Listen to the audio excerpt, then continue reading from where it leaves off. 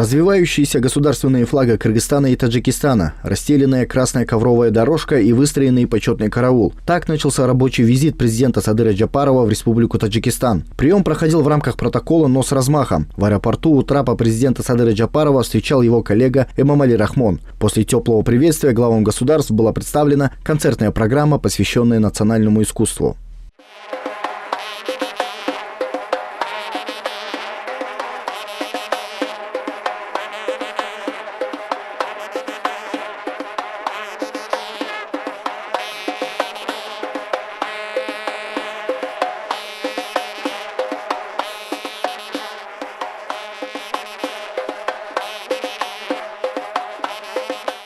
Сначала Садыр Джапаров провел переговоры с Эмомали Рахмоном в формате тет-а-тет. В ходе переговоров были обсуждены актуальные направления по двустороннему сотрудничеству между нашими странами. Состоялся обмен мнениями по укреплению кыргызско-таджикских отношений. Приветствую вас. И погода приветствую вас. Спасибо, я очень рад и благодарен за то, что прием.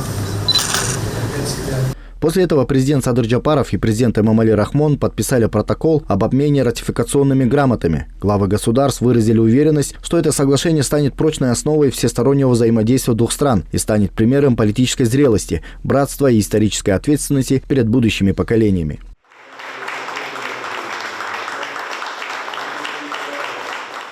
Согласно процедуре, после обмена ратификационными грамотами начинается процесс демаркации госграницы. Другими словами, будут установлены пограничные знаки и другие объекты инфраструктуры.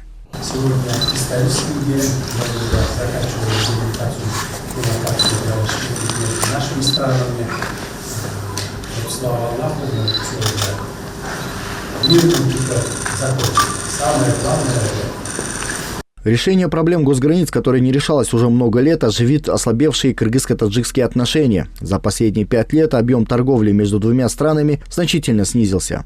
Товарооборот Кыргызстана и Таджикистана за период с 2020 по 2024 годы сократился в 22 раза. В 2020 году объем торговли между странами составил 37 миллионов 300 тысяч долларов. После вооруженного конфликта 2021-2022 годов границы были закрыты, а торговля между соседями резко снизилась.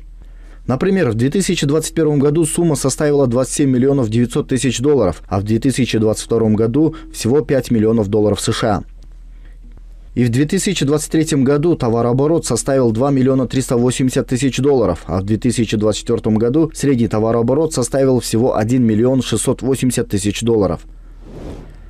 Кыргызстан в основном экспортирует в Таджикистан нефтепродукты и мясные консервы. 96% продукции, импортируемой из Таджикистана, изготовлено из алюминия. Также из соседней страны в небольшом количестве импортируются фрукты и овощи. Стороны выразили уверенность, что достигнутые договоренности положат начало новому этапу кыргызско-таджикских отношений и дадут новый импульс экономическому развитию. В настоящее время две республики поставили общую цель – увеличить товарооборот до 500 миллионов долларов США к 2030 году. Адилет Тимирланов, Бекзат Машрапов, Татубю Кенджакунова, ЛТР Бишкек.